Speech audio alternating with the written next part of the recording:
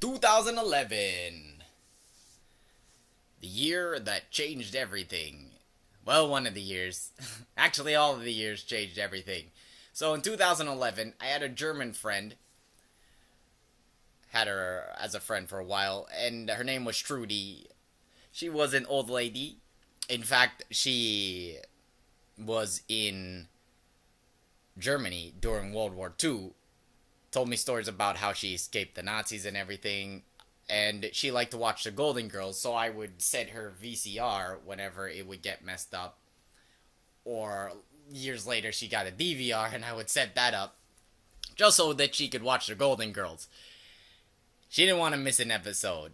She used to smoke, quit 10 years before, and she got cancer. And one day, she passed away from cancer. A couple weeks later, someone I knew asked me if I could give her friend a ride and take her downtown. So I said okay, and I get to her friend's house, and she's waiting outside, and she was real beautiful. She got in, was real upbeat, funny, nice, and we were talking, and she mentioned that she was from Germany. And I thought to myself, oh, well, Trudy just died, and then now I meet a German girl. Maybe this is kismet. Maybe this is fate. Maybe this is supposed to happen. And plus, she's real nice. I thought to myself, I want to be this girl's friend. I had a very strong feeling that this is a girl that I need to be friends with. Of course, given the other experiences that I've had through my life with females, which I'm gonna go over them in other videos. I was never ever going to tell this girl that I liked her. Ever. I just wanted to be her friend only. Only. I was never gonna tell her that I liked her. Because, here's the thing. I didn't want to get rejected and then go insane. Thinking, oh, what's wrong with me, basically. So I just wanted to be her friend. So I drop her downtown, and she friends me on Facebook. And while talking on Facebook, she said that she had just broken up with her boyfriend, and the person that I had staying at my house had just moved out. So I say, oh, well, if you want to be my roommate and move in, then yeah. And she said, okay. And then one day she came over and then didn't leave for a month. But she didn't move in. She just came over and then didn't leave for a month. And during that time, she told me stories about how her boyfriend abused her and her stepbrother abused her. And in fact, she even said, I just want to break guys' hearts, because she was so mad at guys. She told me about how her stepbrother would sexually abuse her, come into the room, and her other brother would save her and then get punished by the dad. And then how she told her mom that this was happening, and the mom basically didn't do anything about it. And then the stepfather found out, and one day she came home late from work, and then the stepfather beat the crap out of her, and the mom didn't do anything, and she was real mad at her mom. And I helped her realize that probably he snapped on her, the stepfather snapped on her because he couldn't take truth that his son was doing this to her. And then the stepfather took it out on her, and the mom probably didn't do anything because she was afraid of the stepfather. And whenever she realized that, she became, it was like a release.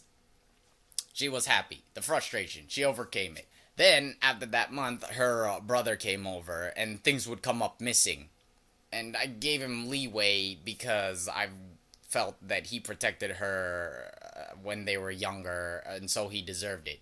And one night they got into an argument because some stuff went missing. Basically, drugs went missing, and then they got into an argument. She left. I got mad at him. I chugged a bottle of Southern Comfort, and then I blacked out. Now, we were on bath salts, which is a stimulant, and like Four Loko, where they had the caffeine in it, if there's stimulants in while you're drinking alcohol, you're gonna be awake and blacked out. because you won't be able to pass out. So I blacked out until noon. I blacked out for like 12 hours after drinking that bottle. And I was there with her brother, and we had bought drugs. And I turned my head, then turned it back. Half of the drugs were gone. Finally, I was like, alright, whatever. I'm gonna drop this kid off wherever he goes because this guy's a thief, basically.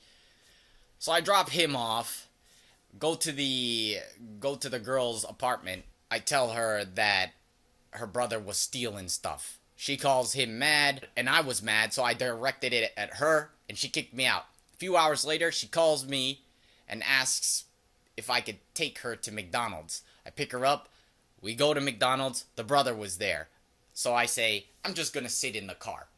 I'm just gonna wait in the car, because I wasn't trying to see him. I sit in the car for an hour, and I'm like, what's going on? Where is she? I go inside, she's gone. I drive up the street, see them walking. Then I say, I could give you a ride if you want. They asked for a ride back to the McDonald's, and I went in to get a drink.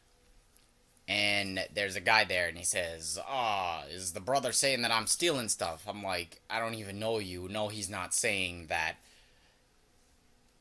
And then he was like, oh, you want to hang out? You want to hang out? I said, maybe. So I go outside, and then I say to the girl, I say, she doesn't look happy and looks like she wants to leave. So I say, you want me to take you home?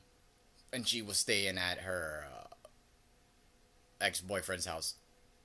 So I take her back, then go home.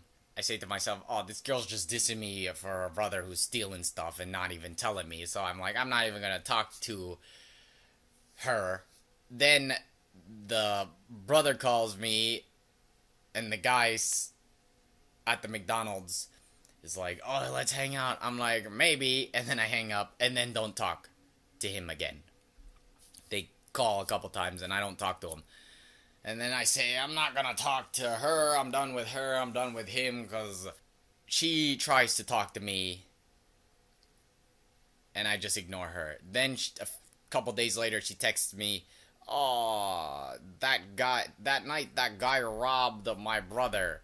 The guy who kept asking me to hang out. Turns out what had happened was, while I was blacked out, we were hanging out with him, and I didn't even know. That's why he asked me if he was stealing. So I message her back. She tells me that she's in Colorado. She went back to Colorado because her mom had moved from Harrisburg area to Colorado.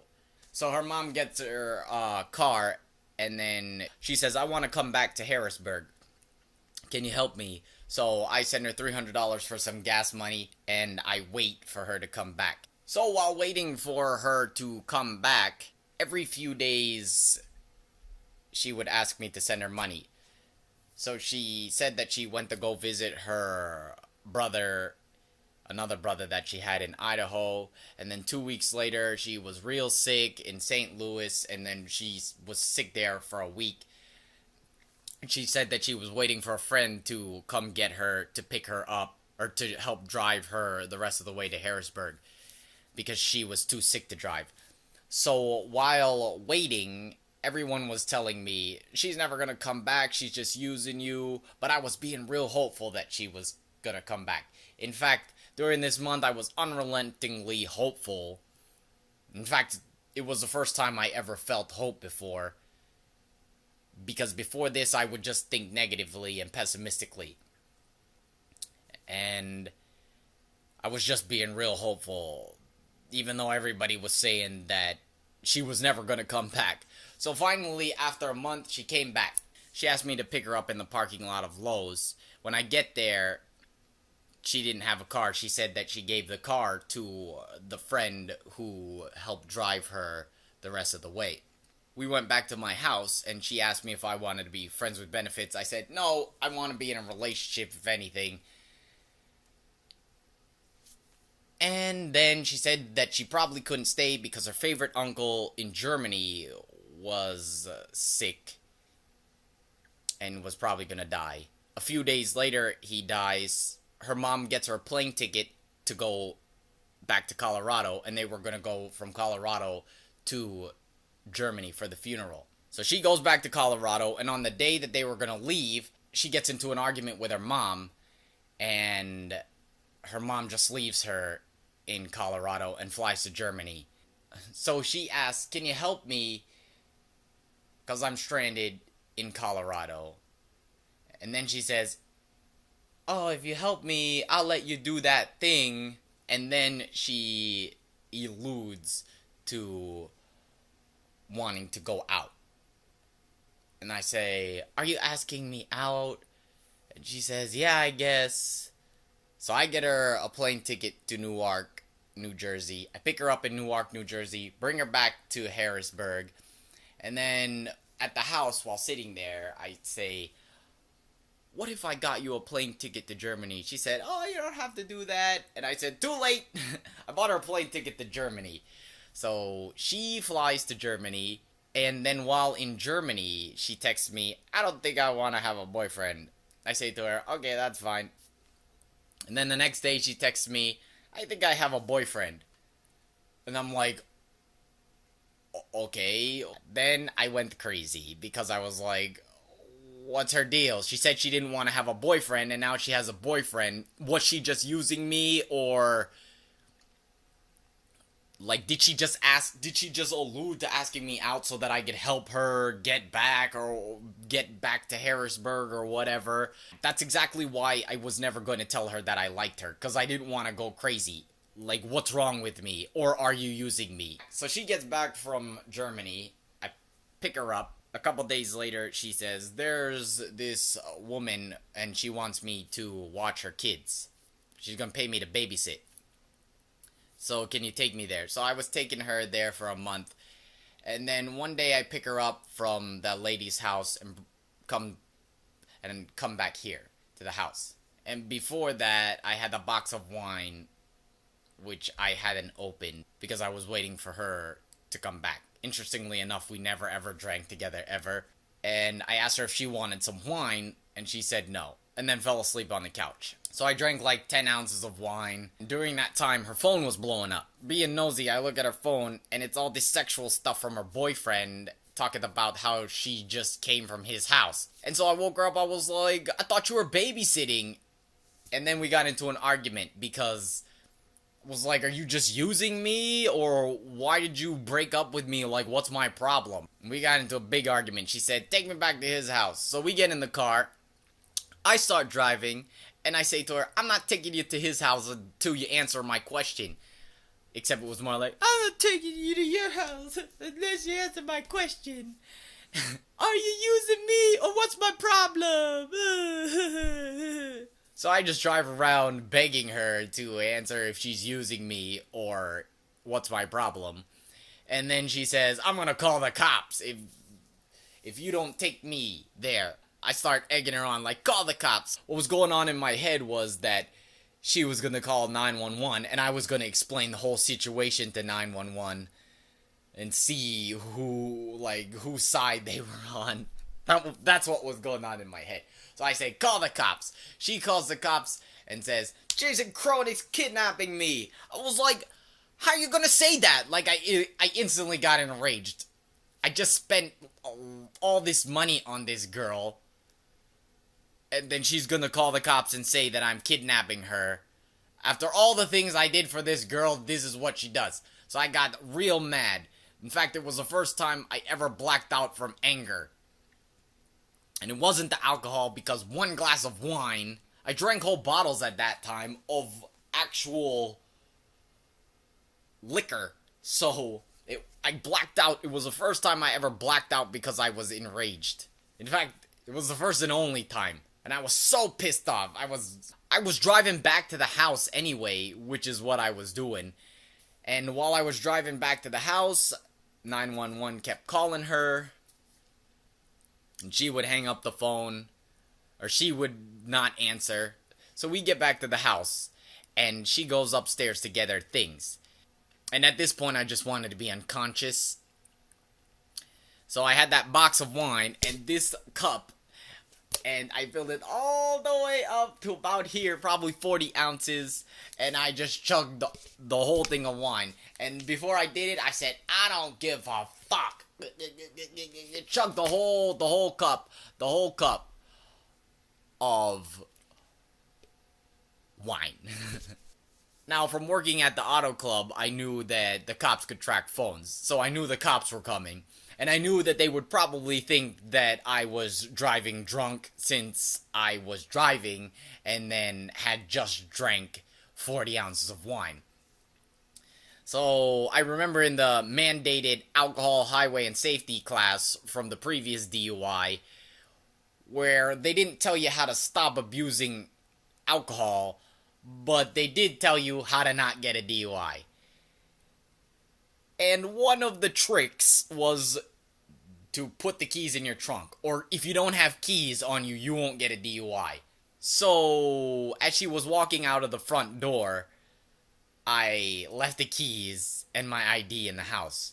And I followed her down to the 7-Eleven 3 blocks away, begging, "Oh, why did you do that to me? Were you just using me? Or what's my problem?"